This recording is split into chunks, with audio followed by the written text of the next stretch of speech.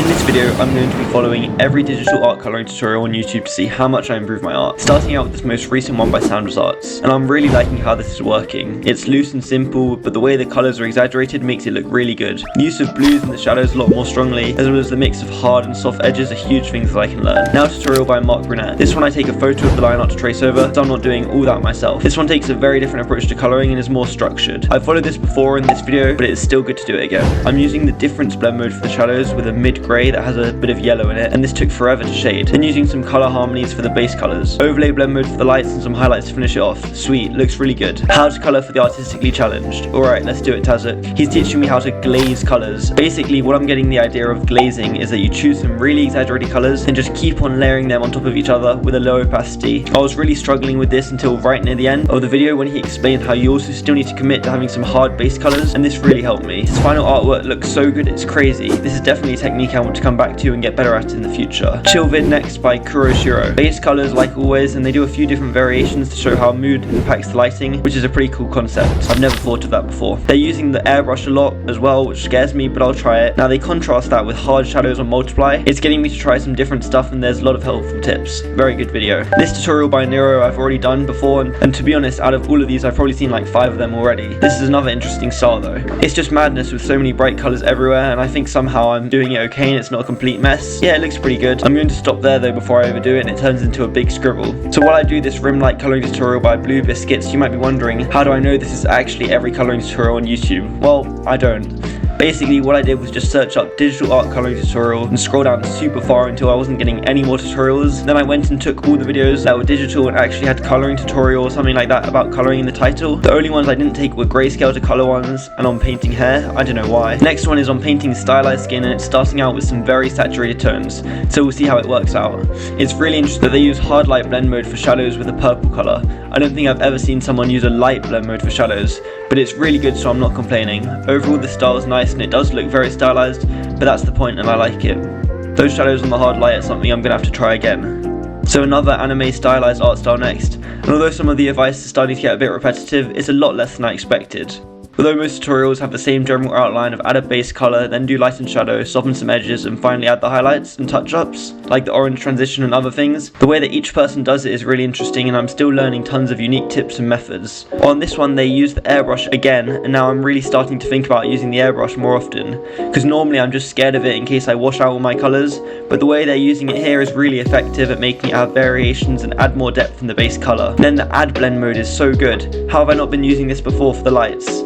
So I think that this one turned out okay. I did struggle with the lighting a decent bit, and I don't really understand how they made some of the shadows, but overall it still looks decent, and the fact that it can look as good as it does with there not actually being that much rendering done is pretty cool.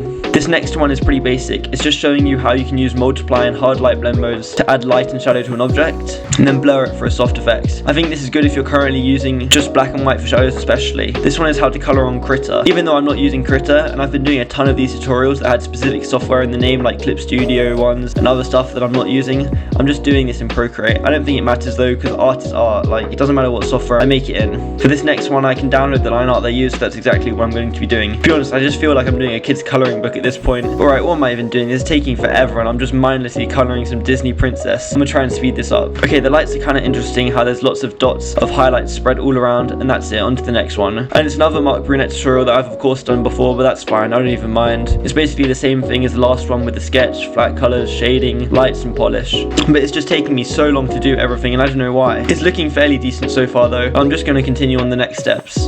And now I'm adding those lights, and I have to say this method does work so well.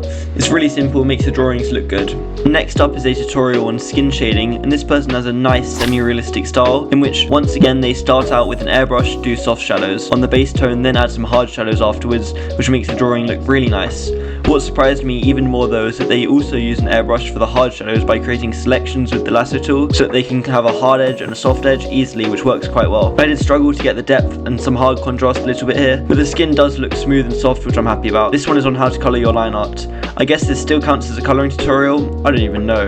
I'm just going to do it anyway though. It's pretty basic. As you can see, I'm just adding some simple cell shading to this stick figure drawing, not really much to say.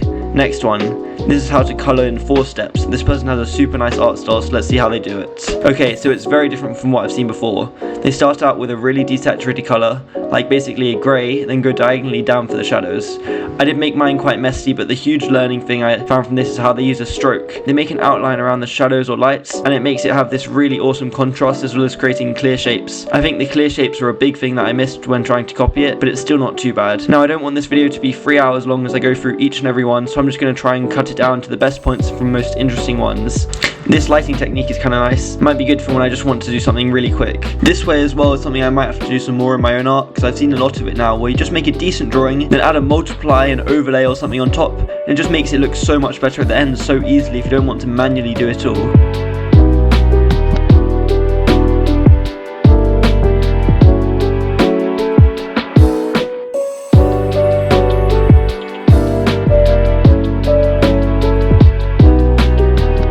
As you'd expect, there's quite a few beginner tutorials just adding some flat colours and simple cell shading to a cartoon drawing, which is fine, but it can get really repetitive and there's basically no interesting art choices to look at and learn from.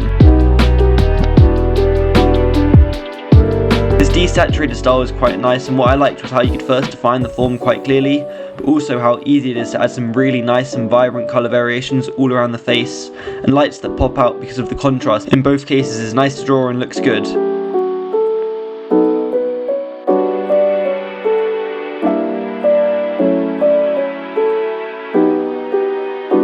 There's the first Procreate video, which is of course very informative. I'm surprised there hasn't been any up until now though. Hopefully there's some more in the future.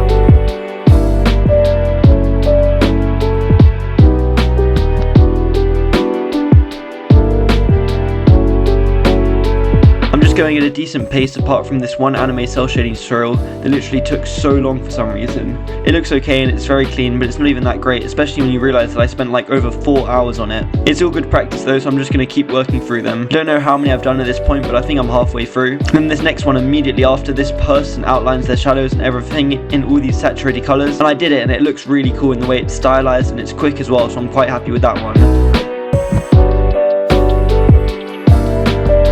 Now I do feel I'm improving at this kind of anime semi-realism style, especially with use of gradients in them, because this one looks quite nice again, and I think I did a better job at putting some gradients in the shadows, which makes them look really good and show the form nicely.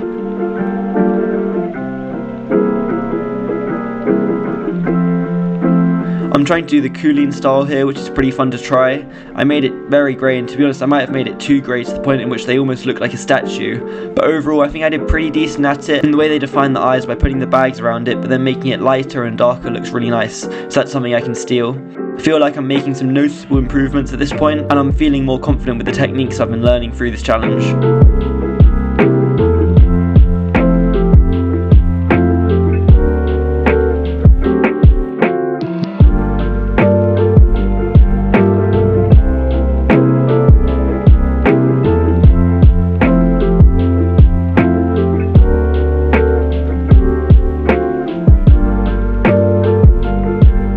This Rostraws video I struggled with a decent bit. I don't know exactly why, but whenever the airbrush is the base for most of the colouring, I do find it difficult. On top of this, even though I trace the proportions, they still don't look right for some reason, and they look much better in his, which is strange.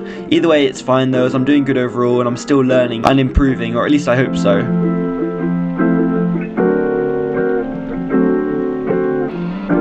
Now I'm learning the hyperpop style, and it's a mess with saturated colours everywhere, but I can see how this could look really cool if you get it right, so I'll give it a go. And as I'm doing this, I have to say mine is pretty messy, but it's actually kind of smart how this style works. It's super quick, and the way it uses the inherent darkness or lightness of colours for shadows and light is smart, so that you don't have to worry about that. I also tried to use a complementary red and blue colour scheme as I was instructed. This was super fun and quick to do, and it turned out pretty okay.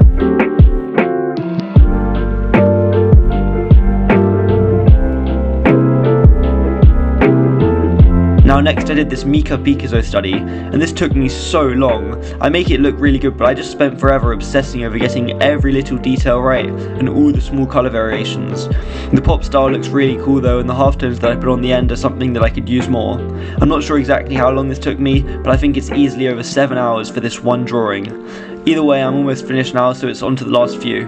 I know I said I wouldn't do any grayscale to colour ones, but I'm just doing this one because I accidentally clicked it and was like, whatever, might as well do it. The thing is, I drew it in grayscale like in the tutorial, then all of a sudden he just abandons it and doesn't even use the grayscale version. Instead he just makes it again from scratch in colour. I just decided to add some colour to the grayscale version anyway by selecting the different areas and going over them with a flat colour. Try not to spend too long on this one after the previous one, and it turns out fairly nice. It was pretty calming to do as well.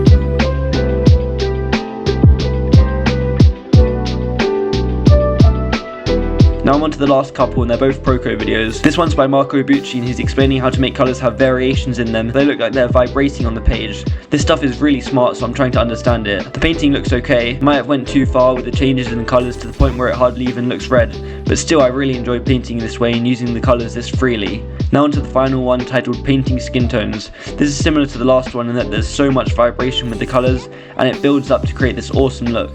I really like how this final one looks, and overall I would say I improved quite a bit from this challenge, and I definitely learned a ton.